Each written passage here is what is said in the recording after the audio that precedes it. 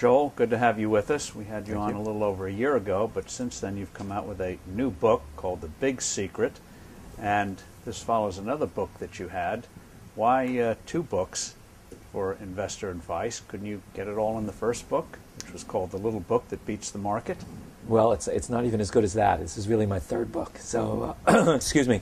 So, I wrote a book 6 years ago called The Little Book That Beats the Market, and it really gave a very simple way for people to beat the market. I actually ended up, after I finished the book, getting worried that people would kind of screw it up, and I was really trying to help people. So, and there aren't great data sources and everything else, so we actually set up a website to do everything for them. Except that I made a little mistake. It actually ended up being pretty hard. I tried doing it with my kids and managing a portfolio of 20 or 30 securities and keeping track of the taxes and everything else. It turns out most people don't, it's kind of hard to do it yourself, and I even found it hard with my own kids. So I learned a lot. We did a lot of research since the first book and learned some more things and came out with something that I guess is even easier for people to do and also takes advantage of our latest research. Now, before we get to that, and you've got some new funds, you maintain that the individual investor can beat the big guys, as you put it. How can that be? Well, it's pretty interesting that from the research we did in the book. Most people know that the typical index funds, the S&P 500 and the Russell 1000, if you invest in those, they beat most managers, roughly about 70% of the managers. And that's pretty powerful. It's because of their low fees and that most managers aren't really adding value. So one logical thing to do would be to say, well, I know only 30% of the managers beat the typical index, so how do I find those guys? And it turns out if you look back over the last 3, 5, and 10 years of those managers' records, there's really no correlation between how they do in the next 3, 5, 10, which is really what you're trying to figure out. So that's why many at least advisors have recommended and possibly rightly that index funds for the individual investor who doesn't know how to pick stocks on their own is maybe a good opportunity for most people. So we set out to do something a little better. And as it turns out, the regular indexes, the S&P 500 or the Russell 1000, are seriously flawed. As it turns out, even though they beat the most active managers, they're still very seriously flawed. And they do something that costs investors about 2% a year. And that really is that they're market cap weighted indexes, which means they put more weight into the larger market caps. And so that if a stock... the losers. Right. So if you believe like Ben Graham or Warren Buffett that the market's sometimes emotional, it's not efficient like so many professors have professed over many years. It's not efficient. That means that if the market does get emotional over the short term, that some stocks are overpriced and some are underpriced. And a market cap weighted index, if a stock is overpriced, it buys too much of it automatically. And if it's underpriced, it buys too little of it automatically because it's based on market cap, which is essentially price. So it sounds crazy, but it actually is systematically doing the wrong thing at every point whenever there's an inefficiently priced stock. And so there's an easy way to correct that. And there are actually equally weighted indexes. Instead of putting more in the larger market cap companies, it actually puts an equally weight. So if you have the S&P 500, it'll put as much weight in stock number 1 as it will in stock number 500. It still makes plenty of errors. In other words, it's an equally weighting, but those errors are now random, not systematic like a market cap weighted index. So you actually get back the 2% a year. And a few people have come out with something called fundamentally weighted indexes. It's just another way to weight stocks without using price, and therefore the errors in those indexes are also random, and you get back the 2% from those too. And since we're value investors and have done a lot of research on value investing over a long period of time, we created an index that we call value weighted, which just means the cheaper something is, the more weight we put into it. And it's actually more diversified than the S&P 500 or Russell 1000 index. Has the same volatility, has the same beta, yet over the last 20 years you would earn 7% more a year following that strategy. And it's ridiculously simple. Just put more weight in the cheaper companies. Before we get to that, you make the point, the reason why there is such opportunity for the individual is that in the investor world, you believe it's become more short-term focused, which means buy high, sell low. That's a really great point. Big picture is that when you look back at what's happened over the last 20, 30 years, there's been more access to information, there's been more computing power, there's been more people going onto Wall Street, it's high-paid hedge funds and, proliferation of mutual funds and everything else. So there's a lot of smart people actually trying to beat the market, quote unquote. And so you would think that it would be getting tougher and tougher for individual investors to outperform the market. And what it turns out is our simple value factors have actually gotten stronger over the last 20, 30 years. And the reason for that is that the world has become much more institutionalized, meaning, I'll just tell a quick story I tell in the book, which was that in the late 80s I had an investor in my partnership, one of the first fund of funds. And these are funds that actually pick managers, and you're asking them to find their expertise to pick the best managers, and they put that all together in a fund. And so one of the first that was put together in the late 80s, or at least the ones I knew about, asked to invest in our partnership.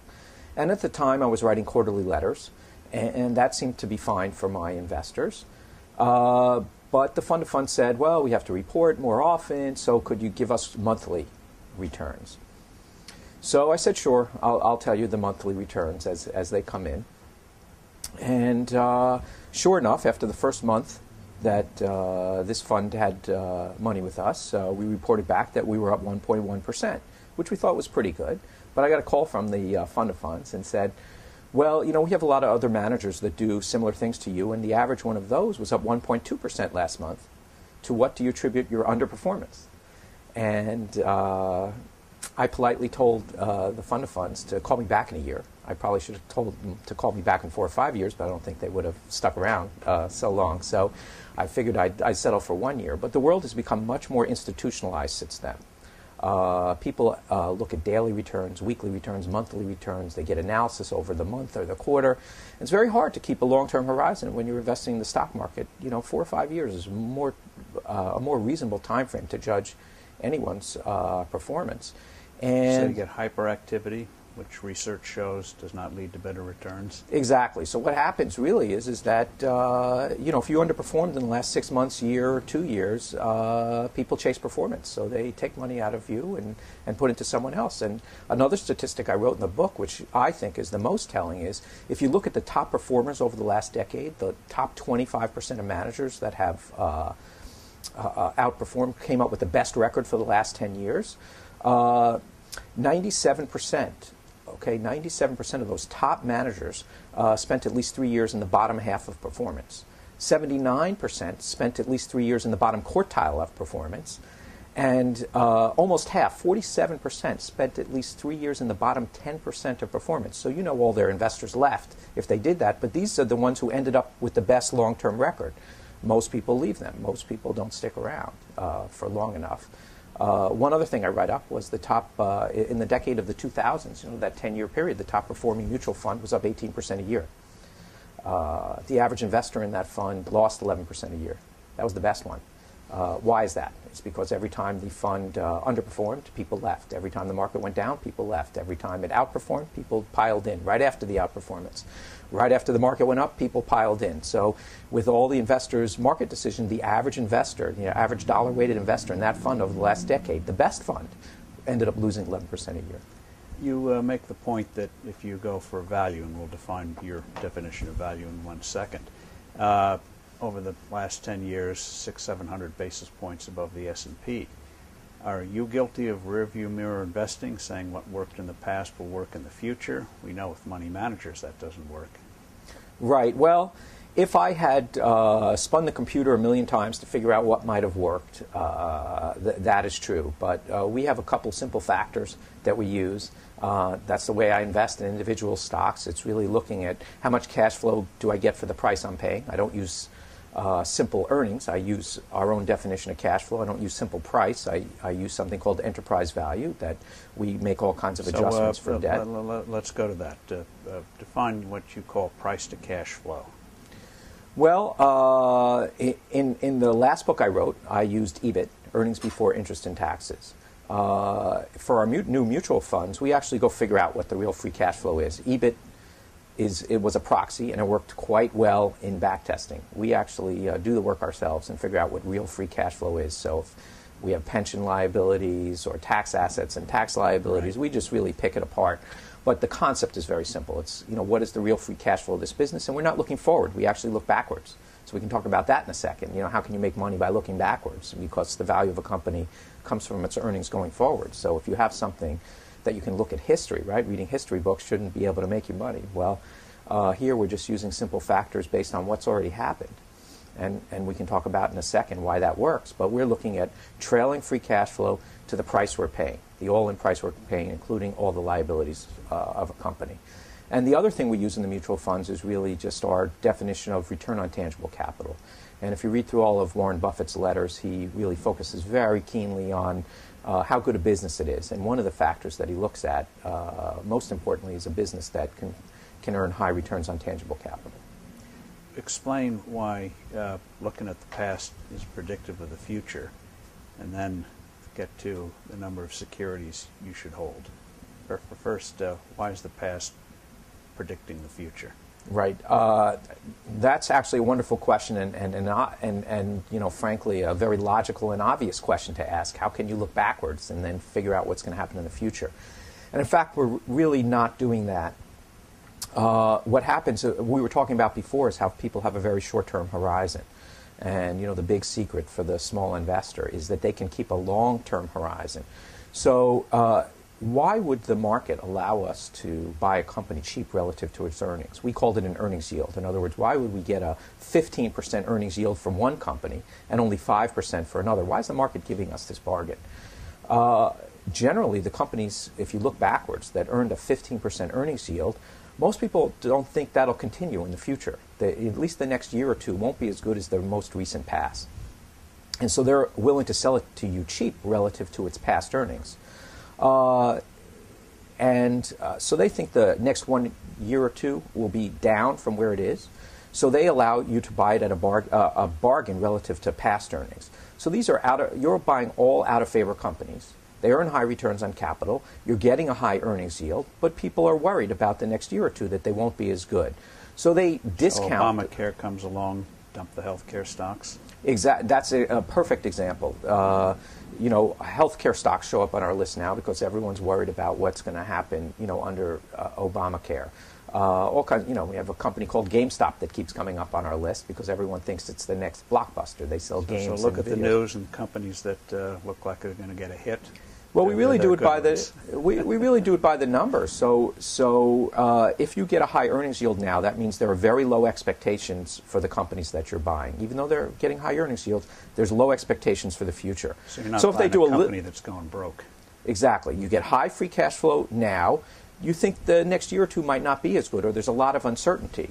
So you buy them with low expectations built in, and if they do a little better or a lot better, you have the chance for asymmetric returns on the upside. And those are precisely the stocks that institutional managers who worry about doing well in the next year or two systematically avoid and overcompensate for that because they don't want to be there. So if there's uncertainty about the business, or you kind of know it's not going to be as good in the next year or two, institutional investors systematically avoid those stocks. You don't pay a lot for anything. So if they do a little better or a lot better, you have a chance for asymmetric returns. If the low expectations come in, you didn't pay for high expectations. So hopefully you don't lose very much. So if you don't lose very much on the companies where the good news doesn't get a little bit, the news doesn't get a little better than expectations, and you make a lot on the companies where it's a little better or a lot better, on a surprise, you can end up making a lot of money. And it's very systematic. And those factors have actually gotten stronger because of the institutional bias now in the market. Now, as you know, sometimes even though you do brilliant analysis, a stock can still become a dog and stay a dog. Yet you say you get a better return with relatively handful of securities, 20 to 30. Yet you also have a fund where you can offer much more, but you get less of a yield. Why would 20 or 30 do better than, say, 500? Okay, well, we really think of it as underwriting this systematic risk that people are avoiding this stock. So if you insure 1,000 lives next year, you probably could take a pretty good guess that about, just pick a number, 6% aren't going to make it through the following year, and you can underwrite that risk. It might be 5.8%, it might be 6.3%, but you can pretty well guess what that number is going to be. When you underwrite 100 lives, one or two guys going one way or the other could give you a different outlook. Now, over a 10-year period, and you can actually do a little better underwriting with those 100 lives. You can not insure some and insure others, and maybe do. But still, 2 or 3 or 4 people going the wrong way in any particular year can really change your results and your expectations. So we look at it the same way as stock investing. With a more concentrated portfolio, over time you can probably make 2 or 3 points more a year, but you probably have to wait around 5 or 10 years for those extra 2, 3 points, and in the interim, it's going to be a very volatile ride. We can actually do it with 500 or 800 stocks with much less volatility. We do 2 or 3 points less, still beating the market by 600 or 700 basis points a year. But the key is, what will you stick with? Most people can't live with the volatility. When they underperform for a year or two, they leave. So if you know yourself and you truly have a 10-year horizon, it may be a better bet to take the more selected portfolio. We actually have a mutual fund that has a more selected approach. But it's really for people who are a little bit braver, meaning they understand what we're doing. We're buying above average companies, but only when they're available at below average prices, and that makes sense to them, and they're willing to stick it out for 5 or 10 years. Most people aren't like that. Most people would rather have a bit of a smoother ride, give up a point or two in return, still with excellent returns, and take a more diversified approach. So there's something for everybody. They both make sense. The trade-off between the extra risk you're taking, which I don't So even... you have 4 relatively new funds today. One, in effect, your version of a domestic index, your version of an international index. Somebody said that's not index, that's quanting. You say you don't care. It's the principle that counts. You have 2 other funds that are more of a roller coaster, or could be more of a roller coaster. A little bit more of a roller coaster, but yes, they have between 75 and 100 stocks in general. Excuse me. So we have, international and domestic index-like funds, and then we have international and domestic more select funds with 75 to 100 stocks in general. And you make the point that, at least last thing I read was, your domestic is doing better than the market, your international is underperforming, and you say, well, that's what the real world is like. You're going to have periods of underperformance. That's exactly how it works. If we had a strategy, and I wrote books about it, that worked every day and every month and every year. Bernie Madoff.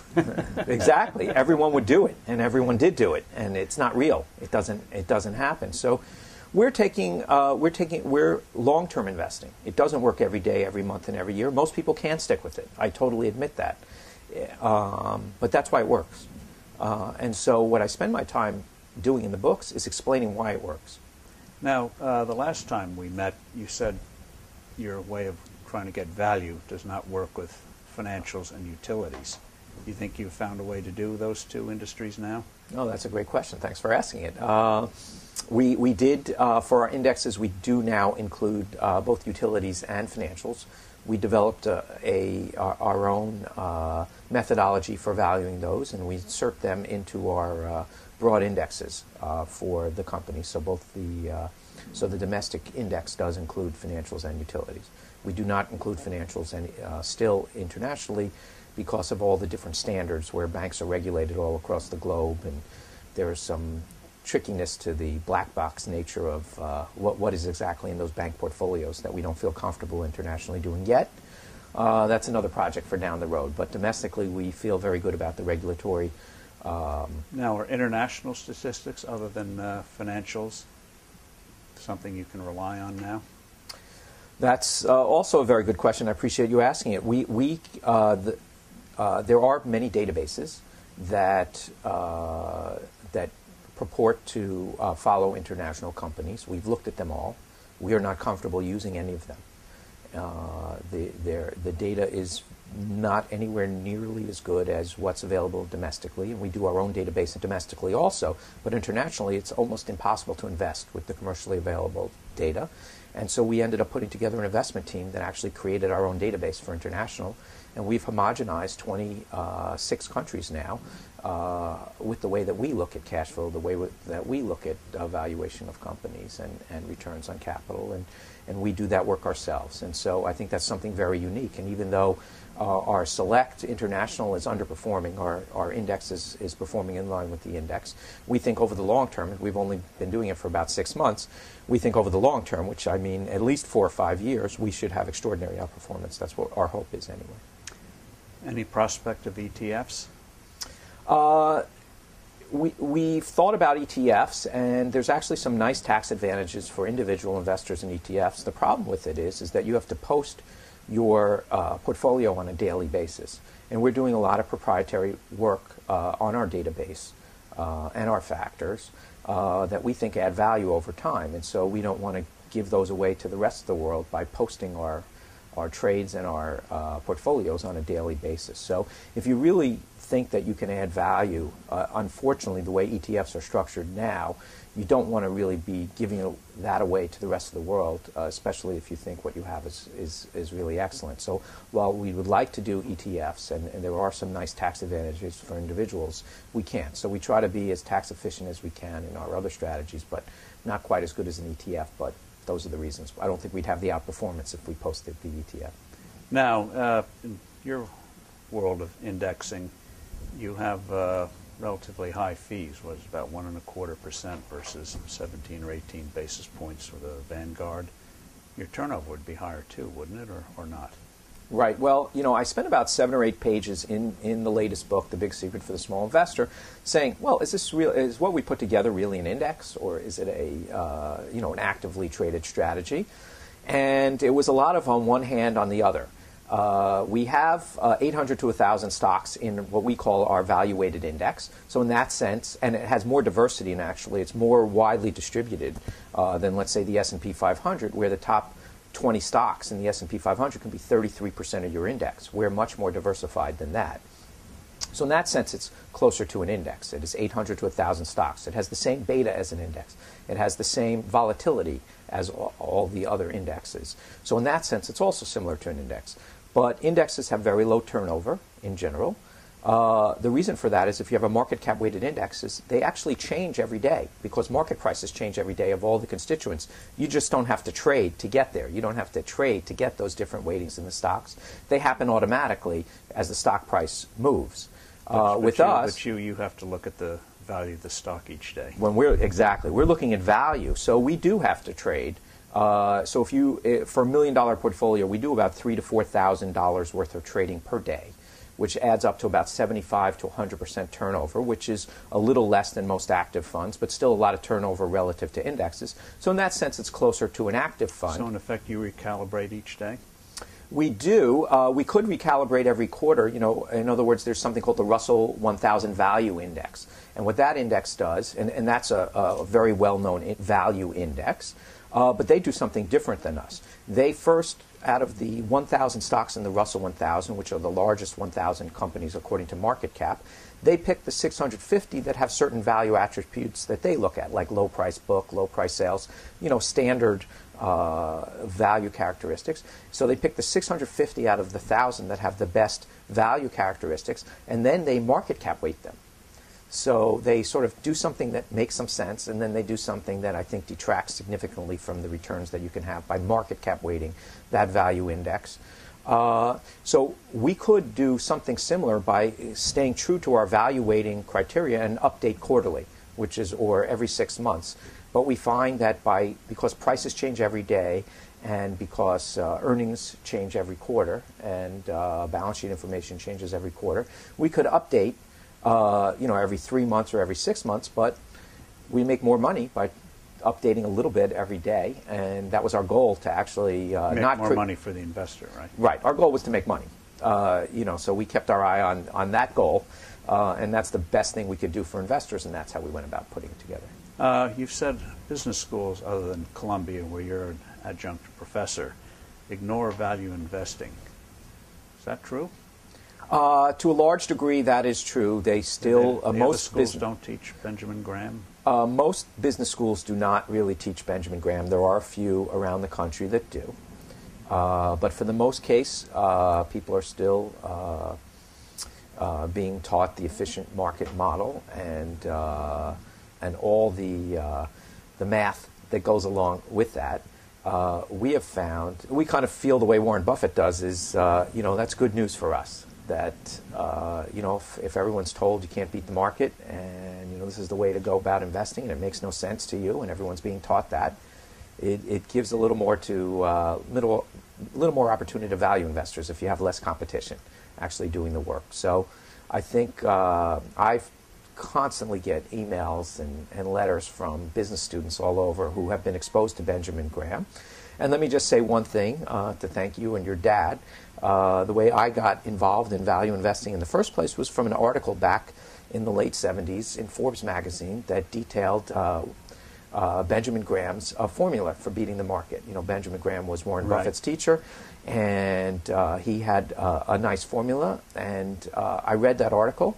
I guess it's 30-something years ago, and a light bulb went off in my head, and I said, this makes total sense. And I read everything that Benjamin Graham ever wrote as a result of that article in Forbes, and it ended up changing my life and changing my way of looking at the world and changing my way of looking at how to invest.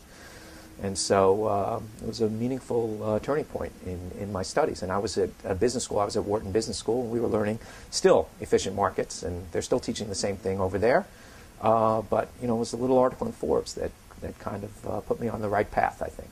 On that note, I think I'll say thank you, Joel, and viewers and unique visitors. Keep that in mind.